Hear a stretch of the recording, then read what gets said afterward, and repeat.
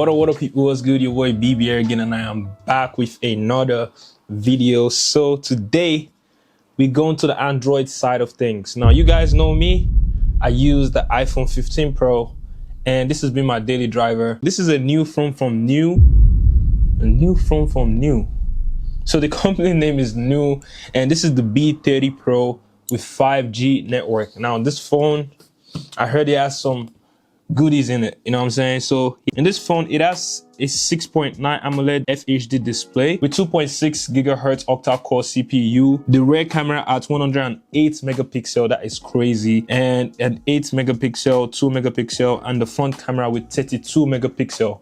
It's bright outside today, so we're gonna check all that out, you know what I'm saying? It has a 12 gigabytes of RAM, which means this is gonna be fast as flip. Also, it has 256 gigabytes of SSD, a 5000 milliamp hour battery, which is similar to what you will see on like the 15 Pro Max and the Samsung Galaxy S24 Ultra. It has something interesting. If you guys could see that just from the box, you could just see, it's kind of like when Apple and Samsung collaborates to make a phone. But enough of me talking, let's open this box and see what's inside. Just gonna cut that off. They mean business, because with all this technology, if you cannot prove anything, whoa, that is looking flashy. It's huge too.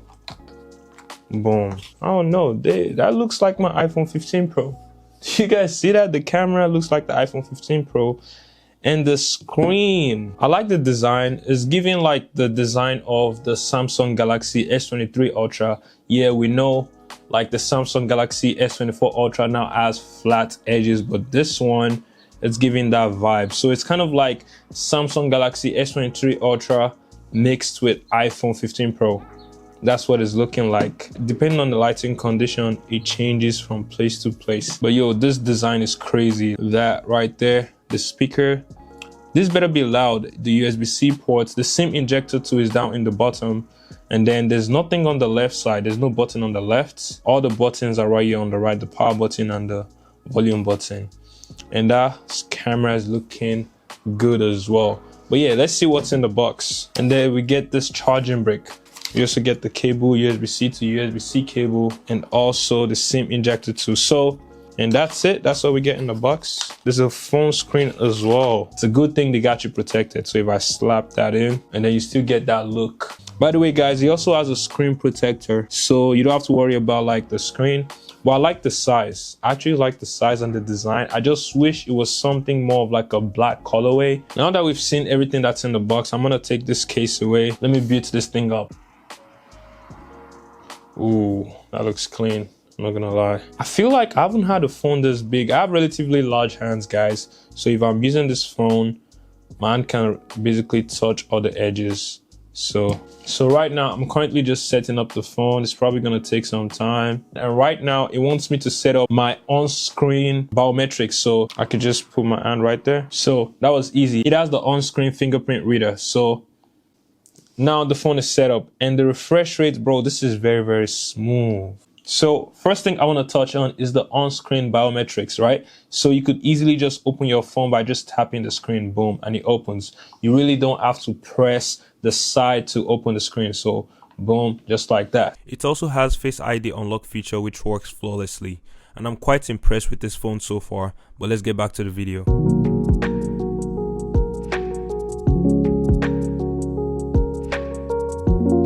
The B30 Pro comes with a 6.7-inch AMOLED FHD display running at a smooth 120Hz refresh rate. Now this display is really impressive when it comes to navigating around different apps on the phone. The display quality also contributes to efficiency when it comes to consuming media on this device. There are no lags when scrolling on apps like Instagram or YouTube, and enough detail is retained respective to what is being viewed. I don't have a specific number for how bright it gets, but it does look like it's within the range of 500 to 600 nits maximum when using it outdoors.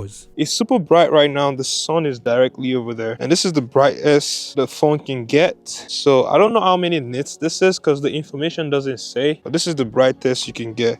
Because of the camera, you really can't see, But honestly, that's not like too bright in my opinion. Now you can actually say there's a difference in image quality between this and iOS when it comes to consuming content, but the issue really isn't about which one is better. I mean, there's nothing really wrong with the image quality on this. I just think that things are a little bit more saturated on Android in my opinion.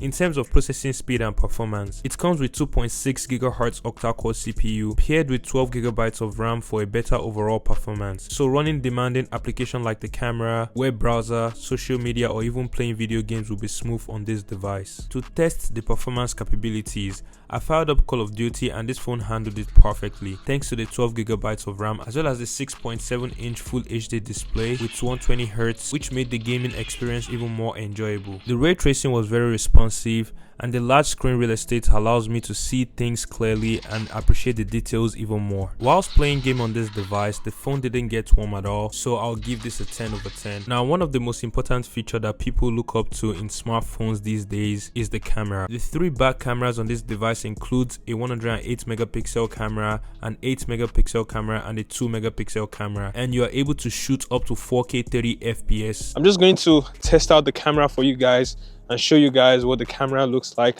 when you take pictures. So let's switch to the camera. Let's get it. Alright guys, so I'm currently filming with the camera on this phone right now, and this is how it looks like. I'm not going to lie, it looks good. So this is shooting at 1080p. It's not bad, I'm not going to lie. And this is 32 megapixel on the front facing camera, and the back camera, I think it also shoots at 4K, so I'm going to switch that. But before I do that, this is what this audio sounds like as well. I'm recording directly with the phone microphone, so yeah, that's what it sounds like. Alright guys, so this is the back camera at its highest resolution. So this is 4K at 34 frames per second. It might be windy right now because it's cold, but yeah, I got my camera with me. I don't know if the detail is clear, but this is how I could film with myself. I don't know if you could use this for like social media content, but it does take pictures and videos of the moment, you know what I'm saying? So yeah, let me switch back and show you guys view of things around. All right guys, so we're outside, you know what I'm saying? But yeah, let me test out this camera real quick and see what it's saying. It's kind of weird filming in public because everybody that's driving is just looking at me, but at this point of my life, bro, I really don't care. So let's take these pictures, let's get it.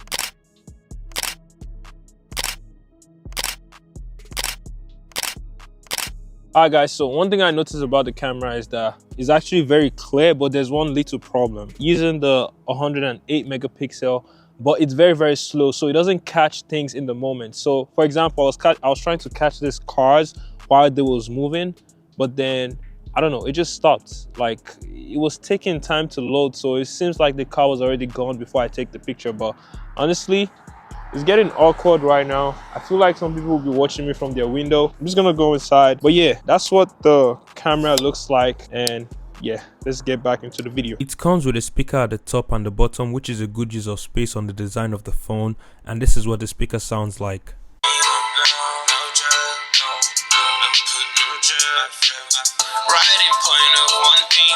I think the speaker sounds decent but still has room for improvement cause I can hear a little bit of muffle on the sound quality. Overall, I think Android phones are great, especially since I've had the opportunity to try one out with these cool features. As an Apple fanboy, I'm actually impressed with what Android have to offer which are not available on iPhones, like splitting the screen to simultaneously use 2 applications at the same time. Not sure if I'll ever need to use it, but it's cool anyways. I also find the one-sided mode to be a useful feature, especially for people with smaller hands. This helps with navigating around the phone comfortably when the other hand is busy. Pause. I think Android devices are great, but the emojis are too goofy for me and I'm not sure if I can survive with green bubble text messages. With that being said, I'm actually open to trying new things. Pause. So I would appreciate it if you guys would comment what Android phone you would like to see on the channel next. And yeah, see you guys on the next one.